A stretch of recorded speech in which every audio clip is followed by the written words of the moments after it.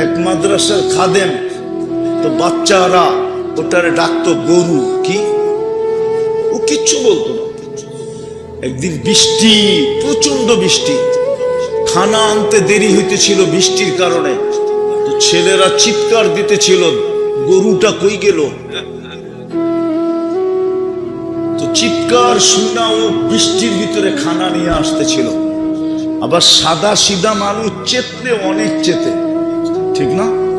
হ্যাঁ, আইসা খানা নামায় দিয়া মোহতামিম সাহেবরে যা বলতেছে চাকরি করবো না। এটি কোনো পোলাপান পালেন? এটি কোনো পোলাপান? সারা মহল্লা শুনতেছে আমারে গরু কয়া ডাকতেছে। এটি পোলাপান? কি পড়ান এটি রে?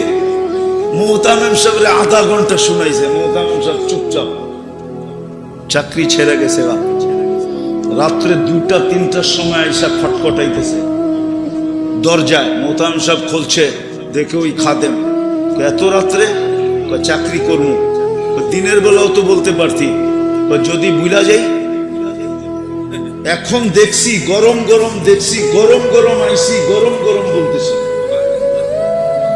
কি দেখা তুই চাকরি করবি? এতদিন না দেখা করতাম, এখন দেখা করবো। কি দেখছস?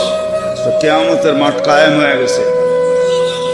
আমি পুলসেরাতের পাশে যে দাঁড়ায় রুছি, চুলের মতো চিকন, তলোয়ারের মতো দাঁত, পাও দিমু কি দিমু না, ভয়ে ভয়ে দাঁড়ায় আসি।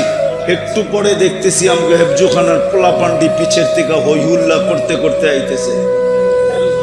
ওরা যখন পুলসেরাতের কাছে আইছে, পুরা পুলসেরাত হাইওয়ে হয়ে গেছে। 70 লাইনের হাইওয়ে। ওলামা তো আমার কথা মানবে না। এই পুলসেরাতে পা দিলে পুলসেরাত হাইওয়ে।